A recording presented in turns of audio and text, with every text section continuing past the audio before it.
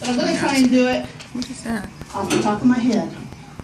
So, tomorrow's Valentine's Day, so I thought that I would do a little Valentine's story, a love story, mine. But don't expect any happy endings, okay?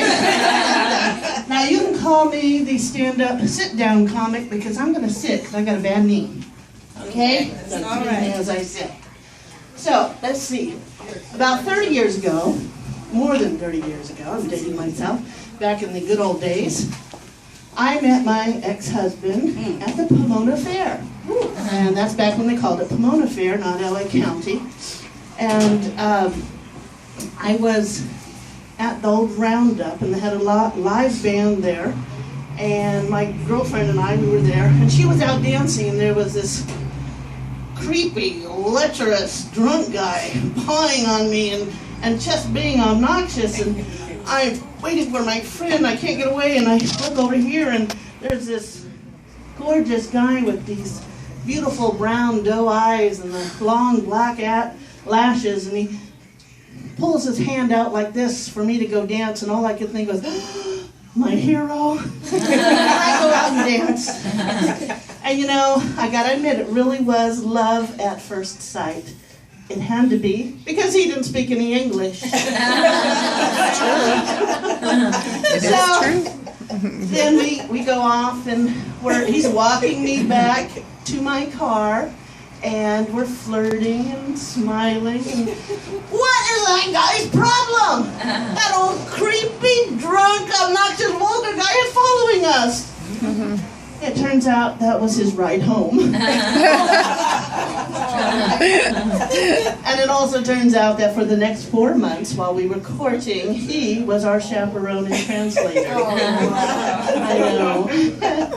And then my husband had to go back to Costa Rica, that's where he's from, and we actually wrote letters to one another, you know, that old thing, using pen and paper. You know? I know there was no Google Translator, Gmail back then. We had to do it the hard, long way. And now I lost my place. Can I get my cheat sheet here? Yeah. Thank you. It's the workout. Okay, after college. After college, on a whim, I went down to Costa Rica to visit him, and in less than a week, we were married.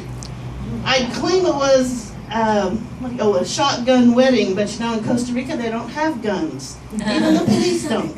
And I'm serious. That is weird. So we got married, and there we are. Yeah, there I go again. That's okay. Oh, and people ask me now how I learned to speak Spanish so well. And I used to tell them, with love, you can do all things. Now I'm 10 years divorced and I say self-defense. But back to my story, okay? So I go down there, and I picked up a lot of my Spanish by listening to his family. You know, much of Spanish is pretty easy to learn because the words sound very similar to English. You know, think telephone, telefono, coffee, cafe, taco, taco. But I learned the hard way that doesn't work for every word in Spanish. So it's a few days after we're married, and I'm sitting there in the front porch. He had gone to work, and a few of his friends come walking by, and they're trying to converse with me. And I don't know Spanish either. And I'm really embarrassed, and finally I understand that they're asking me why I'm not talking to them. And so I'm racking my brain trying to think about words I'd learned in the house that day, and so I blurted out, estoy embarazada. You know, embarrassed, embarazada, that made sense. I could tell by the look on their face and their quick departure, I had said the wrong thing. Remember, this is like 3 days after the wedding. I had told him I was pregnant. And I hadn't seen my ex in 10 months. Oh, boy. Oh, that was funny. Oh, yeah, it was fun. So, now during our marriage, my husband developed a problem with keeping 2 things in his pants. And only one of those was money. So after bearing 4 of his children, I couldn't bear the thought of him having 3 times more than I did. So I divorced him. Did you get that? How many other kids he had? Yeah. My ex is now in a relationship with someone half his age, and it's not even illegal. I won't go into the details of our breakup, but have you noticed, ladies, that men are always whining about how we're suffocating them? Well, I think if you can hear them whine, you're not pushing hard enough on the pillow. I'm very proud of our 4 children. The other day, my middle daughter, she's a real fitness fanatic. She made me join the Planet Fitness up here. How many of you are in Planet Fitness? No, I didn't think so.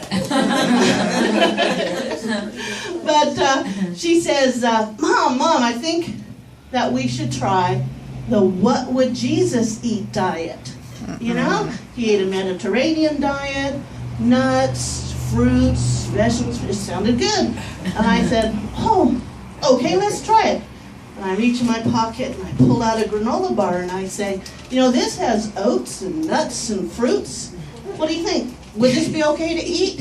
And she says, thinks about it, and says, well, you know, I think it's possible that they could have gathered all those same ingredients and made them into bars and cooked them up like a flatbread or something. And I said, oh, I like this diet because by that definition, I can eat anything I want because we all know here, with God, all things are possible. Thank you very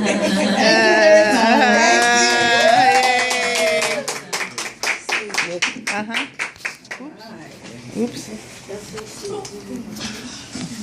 Oops. I don't know if, no, I didn't turn it off. I don't know how to turn it off. A little pop-up thing caught in the way.